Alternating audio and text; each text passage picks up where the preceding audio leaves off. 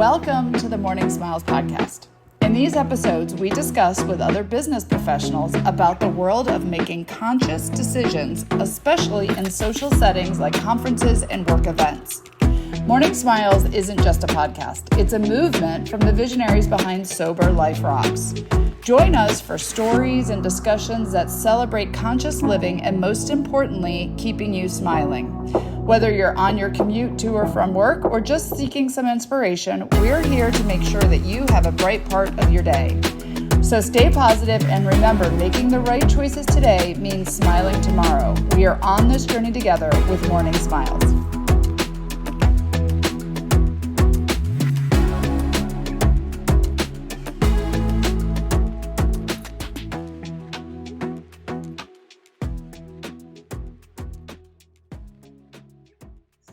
Good morning. I'm Margie Schaller, co-founder of Sober Life Rocks.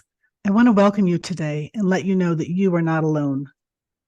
How many of you have been in those situations where the alcohol-forward events at conferences or business parties have made you feel isolated? I know I have, but through this podcast, we're changing that narrative. We're here to create a community where individuals like you who choose not to drink or drink less can find camaraderie, support, and practical advice. Now, let me introduce you to my business partner, Laura Nelson. Laura is going to be an occasional host, and I've asked her to take over today because I wanted to be the first guest on this podcast.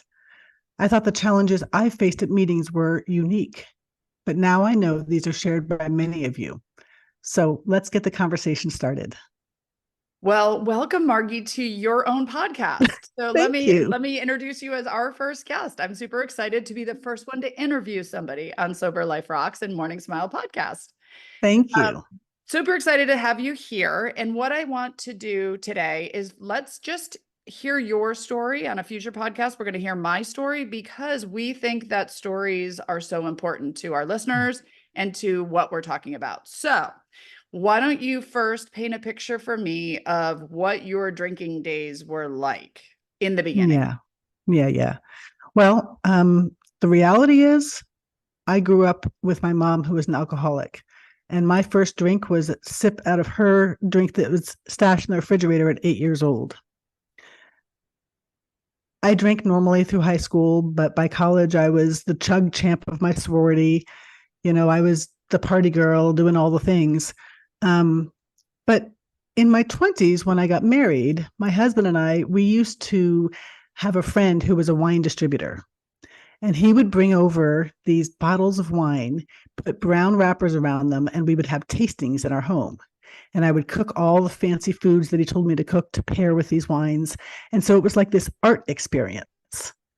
And never mind the fact that between the two of us, we would polish off 4 or 5 bottles of wine, but you know, it was artistic, right? Mm-hmm. Fast forward to when I eventually got divorced from him, and I would still cook those fancy meals and buy that fancy wine and serve it to my toddlers so that I could justify having that wine at dinner by myself with toddlers. I was never the sort of person who my drinking interfered with work. I never missed a day of work. I went in hungover for sure, but there wasn't a day that right after work, I wasn't swinging through the grocery store to pick up that night's supply. I would make sure who can relate. Yeah, I would make sure that before I went to my kids' theater events, that I at least had a glass of wine in me to get through it. And business meetings and conferences, they were awesome because there was a free-flowing supply of drinking, and it was not only acceptable, but endorsed by everybody. But it became to the point where I knew that drinking was now necessary for me. It was no longer a choice. I knew that when I went to the grocery store and bought that bottle of wine, that was not going to be sufficient. I thought I was doing great by the grocery store used to have those 6-packs that you could buy and get 10% off. So I'd buy the 6-pack thinking that would last me for the week. And I got to the point where I knew that would last me a couple of days. So So when did that end for you? When did you get sober? What was the deciding factor and what was that like for you? February 7th, 2005 is my sobriety date. So for those of you listening currently, that means that I'm almost 19 years sober. But it happened because my parents gifted me with an intervention. And it was a kindler, gentler intervention. It was actually, they hired a guy who sort of did this family educational weekend about the effects of alcohol on a family. And it was really nice because we talked about things that my parents didn't have any idea. We talked about the idea of craving. And this guy said to my dad, like, do you drink coffee? And he said, of course. And he said, do you know that feeling when you go to the cupboard in the morning and you take out the coffee can and it's empty? And you have that moment of, oh. And he said, that's just a fraction of what it feels like for somebody who is addicted to alcohol. My dad was like, really? And I looked at him and I said, you don't know that? So that was when I really kind of came to terms with the fact that this had taken over. Mm-hmm.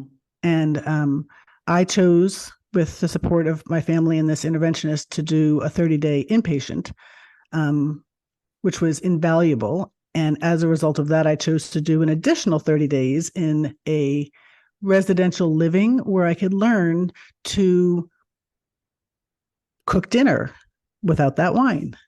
I could learn to go to the grocery store and navigate past those wine bottles and not have one leap into my cart without my having any choice about it. I learned to take a bath without that bottle of wine, like all the things. But then I had to go back to the real world and I had to go back to work. And that brought its own whole new set of challenges.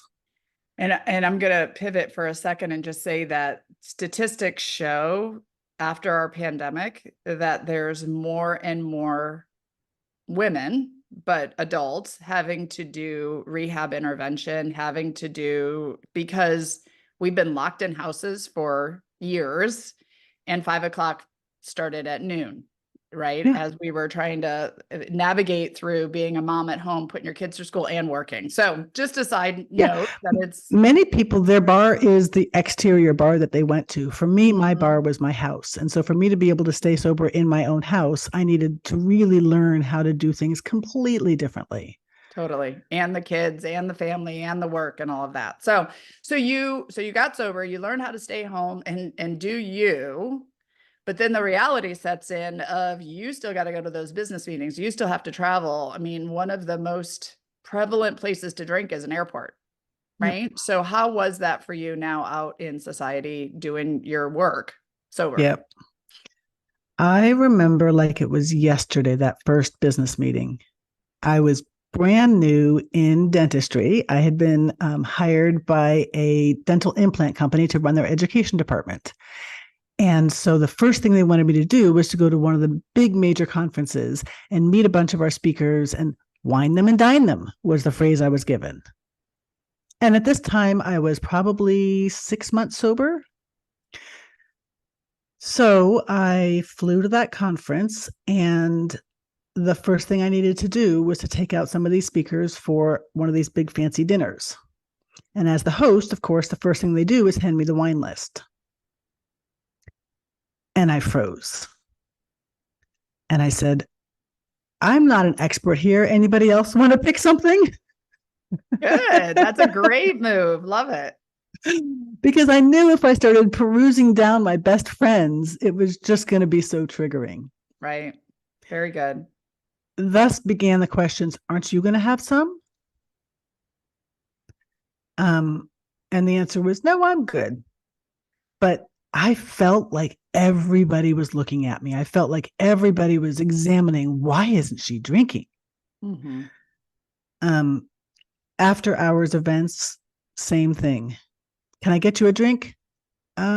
Sure. I'll have club soda and a lime. Is that all? Mm-hmm. The final straw for me, I was exhausted. I was the strain of all of that for me, brand new, sober, meeting new people, being at this conference was so tough. When I got into the airplane on the way home and I saw the drink cart coming down the aisle, and I thought to myself, if the person next to me drinks and I have that aroma next to me for the next couple of hours, I'm going to drink. I know I am. And so I just quietly sat there and I just said, please don't drink alcohol. Please don't drink alcohol. Please don't drink alcohol. And the gal next to me ordered apple juice. And I was like, I'll have one too. I remember being on a plane, just that same thought and thinking, nobody will know.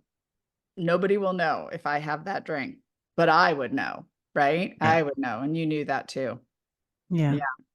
So in the beginning, you said it was hard in conferences, right? That was the thing, and they flow a lot. Tell me more about, I mean, that's really the focus of our podcast is about business meetings, conferences, social events. And Yep. really, we don't think anyone's really tackling that in conversations. And that's what I want to talk about here. Tell me what your experience was with that. And you said it was kind of, you were excited when you drank. What does that mean? And how does it make it hard now that you're not drinking? So I call myself an extroverted introvert. What that means is that I love being around people. I love having sort of those social moments, but it exhausts me. And so alcohol was the way to get over that feeling of being exhausted and to feel like the life of the party. And so going to those sorts of events early on sober, like I didn't even know how to have conversations with people. Mm-hmm. I didn't know how to sort of be that image that I had of myself, that I needed to be the life of the party. And I felt as though I was on the outside looking in. Mm-hmm. Everybody else with their fun drinks and they're getting kind of loose and getting kind of silly. And I'm feeling awkward and I'm feeling left-handed and I'm feeling as though I just don't belong. Mm-hmm. And I did frequently have people offer to go get me that drink. And I would say, whatever it was that I wanted that day. And I would get oh, come on, Mm-hmm. loosen up a little bit. You can have just one. Mm-hmm. Or I would say, no, thanks, I'm not drinking. And they would say, well, why not? Mm-hmm. This is a conference. It's fun. Yep. It's interesting to me that that's the way that people respond when I say no, thank you, because nobody knew I was sober. I had been like afraid to share that. But I want to tell you an interesting story, and this is really kind of the genesis of why I feel so passionate about this and why I'm doing this together with you. I would love to hear the story. I've heard it and I can't hear it enough. So Yeah. I think everyone should hear this because we all have this pressure. Yep. So about 8 years ago, I had the opportunity so my other business is I'm a speaker coach, and I had the opportunity to give a presentation for the first time to a conference of all speakers. It was sort of a speaker development conference. And so I thought, oh, this is my big chance.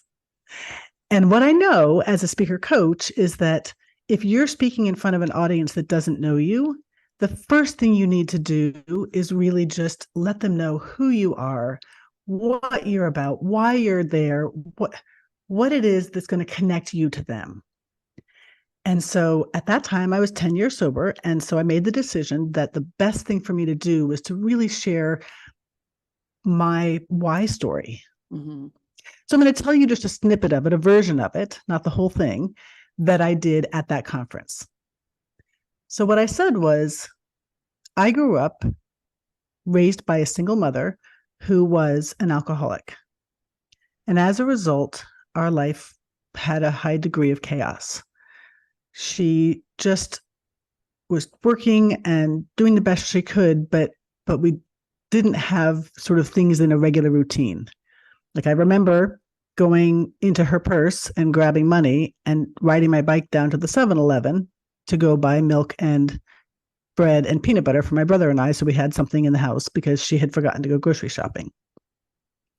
And so through my teenage years, I vowed I would never be like her. And by my 20s, I was like her. Mm.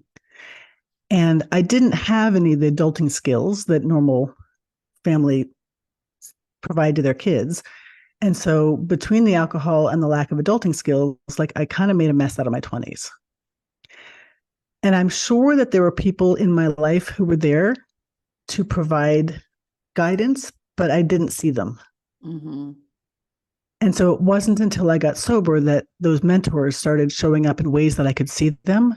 And they taught me everything. These women taught me how to dress more professionally, how to put on my makeup, how to be a good friend, how to be a good mother, how to be a good employer, employee, all the things that I hadn't learned. And I'm so grateful for those women. Like they helped me become who I am today. And there's no way that I could ever repay them. In fact, they're not the sort of people who actually would want that. But the best that I can do is to help other people become the best versions of themselves. Now, at that point, the audience is leaning in. Mm-hmm. And they want to hear what I have to say next. And the rest of the talk went so well. And afterwards, I was swarmed with people who came up and they were like so appreciative of my content. But a number of people said, oh my gosh, I grew up with an alcoholic parent too. Like, thank you for sharing that. And then I had two separate people who were very, very influential in this group who pulled me aside and said, you know, I might not share anything about being sober in these environments. Like, you just don't know what people are going to think. Wow. Yeah. And I never did again. I never did again from the stage, and I never did again with people in a social setting at business meetings. I have probably 4 or 5 really close friends in my industry that do know, and nobody else did. That's crazy. And that all the stuff that you just gave as examples, the peer pressure, the pressure to stay quiet, that is one of the reasons we're here, because it's so real and people don't even realize how real it is. Those people probably don't even realize that they said that to you. And then that made you stay quiet for so long. Yep. So here you are now, the leader of our podcast. So what changed? Why are you now telling your story to the world? What changed and where are we going from here now that people know? So tell me more about what's going on right now for you. Yep. So this is our joint story. About 3 months ago, Laura was at a conference that I was at, and she was invited to be on a panel called Mind, Body, and Health. And there was 4 different women all speaking about different things. One was talking about, I think, mindfulness and meditation, and somebody else about exercise. And Laura's was about her journey being sober. And so at one point, one of the panelists asked a question, and as Laura was answering it, she was prompted to say, just out of curiosity, in this room of 125-ish people, how many of you would be willing to raise your hand and say that you are sober? Well, I quietly raised my hand and looked around in amazement as like 15 or 18 of the other people in this room raised their hands too. Did you feel, I remember that moment, I felt a sense of relief and shock at the same time. Like there's other people like me doing this journey for whatever reason, and shock that we didn't know about each other. Like I knew about you, you knew about me being sober, but we didn't know about these other 15 women. Right? I was stunned. And a disclaimer, it was a women's retreat. So it was women raising their hand because it was all women there. Not to say that this wouldn't happen if it was a mixed environment, but there just happened to be a women's retreat. Yep. And in that moment, I also had this almost sinking feeling of like, why have I been alone for so long when there's so many other people out there that I could have known? What has gone so terribly wrong that we don't know this about each other? Mm-hmm. So you and I grabbed each other. We went to lunch and we just couldn't stop talking about that moment. And you said, we need to do something. And I said, I'm all in. And if I remember correctly, Miss Introverted Extrovert or Extroverted Introvert, I said, maybe you can run a podcast. And you're like, not me. I'm not a stage person. I'm not the forefront. And look at how amazing you are now telling your story. The first one on our podcast, so good at it. I think anybody listening can hear why you're going to be so amazing at this, because you tell your story so well and you care so much to get everybody's stories out there. Thank you. Yeah. Well, if there's one thing that I've learned through this journey is that I'm proud of the life that I live today. I love my life today. Is it awkward going to meetings where everybody's drinking and I feel like I'm the only one? Absolutely. But in no way anymore am I ashamed of that. I'm proud of that.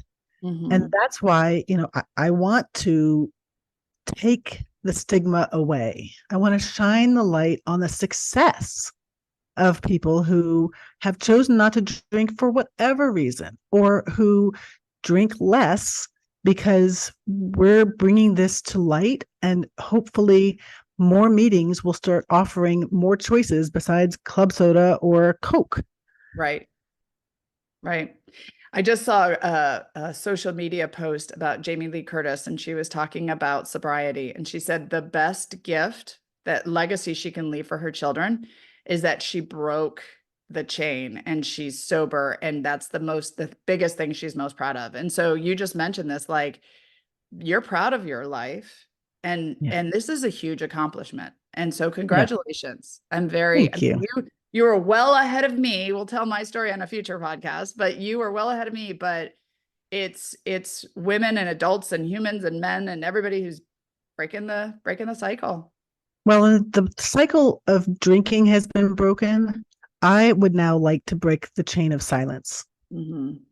I want to break the chain of stigma and shame and quiet and all of that, and celebrate and bring to light. And when somebody says, no, thank you, I'm going to have something else, for somebody to go, right on. Okay. Yeah, exactly. Yep. So just to put everything in perspective for everybody here. So Morning Smiles Podcast is the name of our podcast. And the reason we named it, as you heard in the intro, if you heard it, is because we believe nobody regrets not drinking the morning after. So we love, now will this always be in the morning? No, I'm not a morning person myself, neither is Margie, I think, but you can listen to this whenever. But the idea with Morning Smiles Podcast is to just bring light on this subject and talk about it. We are the founders of Sober Life Rocks, and Sober Life Rocks is an industry specific, meaning we're going into industries to change the way meetings are held, the social normalization of sobriety, just the events. And so if you want to connect with us listen to this podcast, find us at Sober Life Rocks, listen to Margie interview our guests. I'll jump on whenever. I'm not too good at the interview thing or following scripts, but I'm here to add a little light. We would love for you to follow us, subscribe, be part of this movement, because we just want to change the way the stigma is out there. So Margie, any final thoughts, anything people want to hear or you think that they should hear as we close out our first episode of our podcast? Well, for anybody listening, if you have experienced any of the things that I've experienced, I want you to know you're not alone. Thank you so much for joining us today, and we look forward to sharing many more moments together. Thank you for joining us on Morning Smiles Podcast. Remember, every decision you make today shapes the smiles of your tomorrows. Make sure to subscribe to our channel and follow us on social. No one needs to do this alone. Here's to making choices that brighten your world and your morning smiles.